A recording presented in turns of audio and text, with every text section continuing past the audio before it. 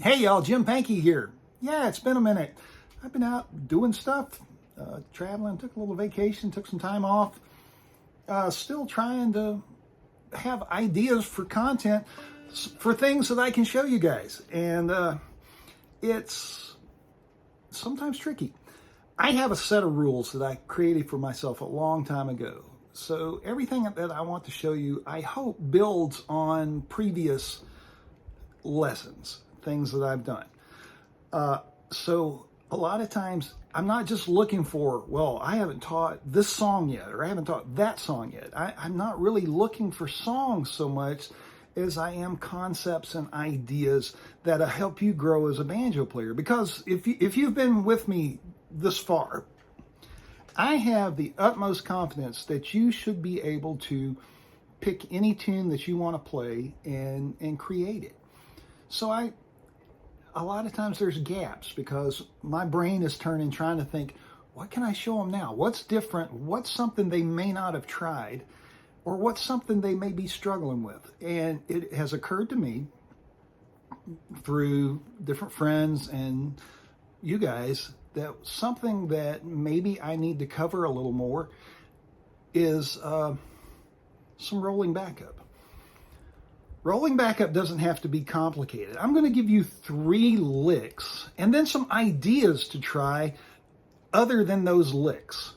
That'll just be totally rolls because it's rolling backup. And in a lot of modern bluegrass, the banjo player is a rolling, driving force because you've got a mandolin chop. You may have a fiddle chop. If you play in a group with a resonator guitar, dobro, they're going to chop on the rhythm sometimes. So your role as a banjo player is often to roll, and finding your way around that and being confident with it is super important. So I want to show you that. Does that sound like something helpful? I hope it is. So let's talk about it. Hey, if you like this sort of thing, maybe hit a like button and leave a comment. Hey, if you don't like this sort of thing, leave a comment. I got big old shoulders. I can take it. Put it on me. I do appreciate y'all. If you want to help the channel grow, you can subscribe. That'll help. There's a lot of you out there that watch my videos every time I post them, and you're not subscribers. What's the hold up? Hit that button. It's free. And if you want to get notifications every time I post new stuff, ring the bell. You'll get a notification when that happens. All right, let's get into this. So I want to show you 3 licks. I want to show you a G lick, a C lick, and a D lick. I know you're going to play tunes in other keys. And while I could show you A licks, E licks, B licks, all of these things, I think by giving you 3 that are going to come up really often will at least give you something to work with. And then I'm going to give you some ideas about how to just roll, and then you can just hold a chord and roll. And you don't even have to learn these 3 licks that I'm going to show you. So I know you can do this. When there's the jam session situation and you need to just play backup and you don't want to do anything goofy and you don't want to stand out, but you also want to feel confident about what you're doing, I think these things are going to help you. So let me show you 3 licks and then some strategies. Yeah, I know I talk too much, but I like you guys. All right. The first lick is a G lick.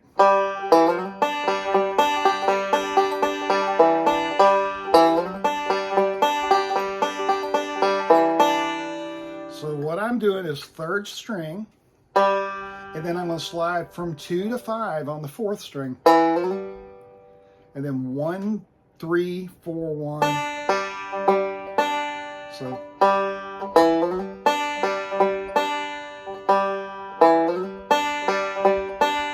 And then a forward and reverse roll off the 5th string. So, and I'm staying off the 2nd string. If the song sounds good with you hitting the 2nd string, go for it.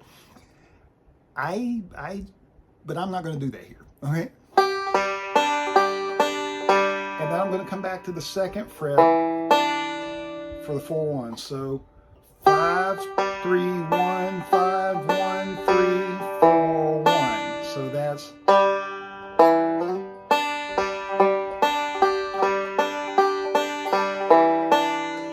And you can do that pattern over G. Could you do it the whole time? Yeah, you could. And I'm going to show you how that will work here in a little bit. But so that's your G. Let's learn C. C is simple. We're going to do, it's basically quarter notes.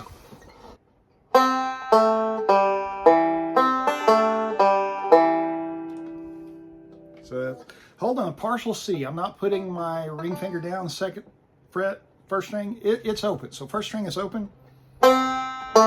So second string, third string, come with your finger, second fret, then open, third string, and then fourth string on the second fret. So, and then, so all I did was 2, 1, and back to that same lick. So it's basically the same thing twice in a row. You could just go. I'm just going because it feels good, sounds good. Totally up to you. That's our C lick. We need a D lick. D lick is going to sound something like this.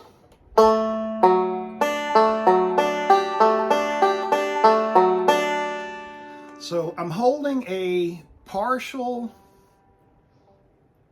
D, index, third string, second fret, ring finger, fourth string, fourth fret. You've done that before. Then it's 3, 4, and you can do that with index thumb or thumb, and then 1, 3, 4, 1. So, and then forward and reverse off the 5th. Don't hit the second string. Don't hit the second string. So that's just 5, 3, 1, 5, 1, 3, 4, 1. So there's your D lick. Okay, let's string them all together. Let's do our G lick, our C lick, and then our D lick together, and then we'll end it with that G lick. All right, so let's try it really slowly.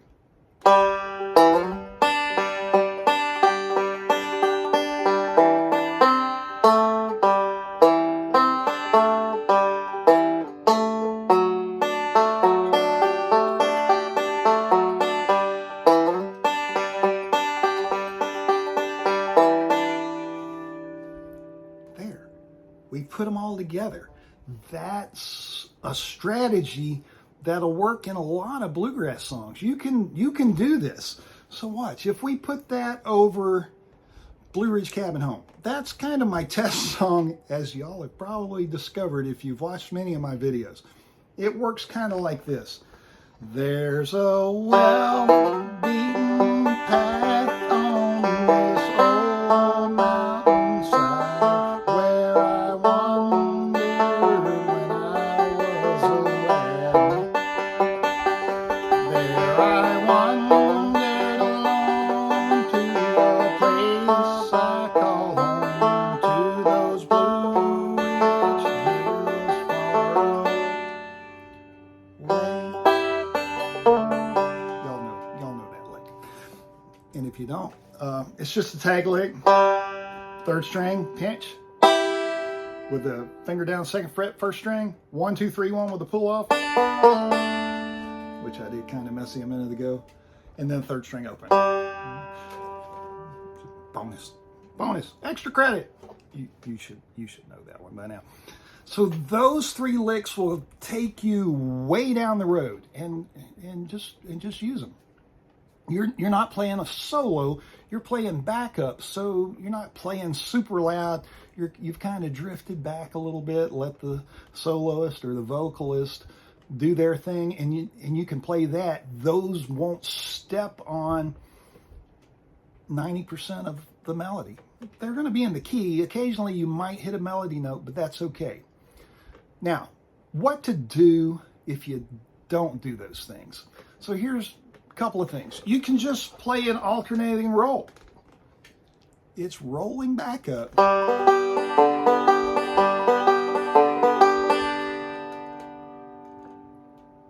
And then you could play a forward and reverse roll.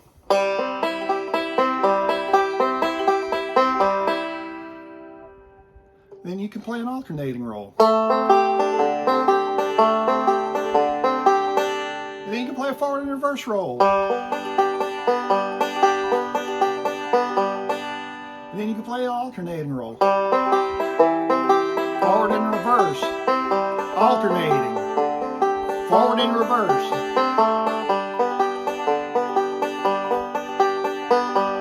I know you know those. You can actually string any series of notes, rolls together that you want. Watch.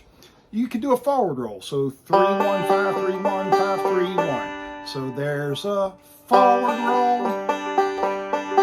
And then a forward and reverse roll off the 5.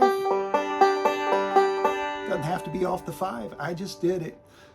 And then we're going to do a C chord forward roll. Let's do it off the 2nd string. Why? I don't know. Sounds good. It's a C note. And now let's do an alternating roll. And then get a D7 chord, do a forward and reverse roll. And then a forward roll off the 3rd string. And then some sort of G lick. Do a 302 lick. Do you remember that? Those types of things really will take you so far down the path of playing just rolling back up. Will it sound absolutely mind-blowing and people are going to come up and pat you on the back and say, that's like the absolute best rolling back up I've ever heard? Probably not. And that's fine. Chances are they may not have even noticed what you did, and you stayed with the band or you stayed with the jam and everything works. The bulk of what I do when I go out and play is that what I'm showing you right there. I'm not thinking of anything crazy. I mean, yeah, you can go watch my backup series. I have a bunch of different licks. I talk about vamping. There's teardrop backup, all of that in my backup lesson series. But this stuff right here is, as they say, where the rubber meets the road. And this will take you a long way, and it'll get you doing some good solid rolling back up. Are there other things you could do? Sure. But I want you to just be comfortable with this, and then when you get out to jams, watch other banjo players. I bet they're doing a lot of the same things, and if they do something different, steal it. Totally steal it. If you see me do something, in any of my videos that maybe I didn't cover here, steal it, figure it out. You can do it. I know you can do this. Hey, thanks for watching. I appreciate y'all so much for, letting me live this life of being a banjo teacher. Y'all are awesome. See you soon.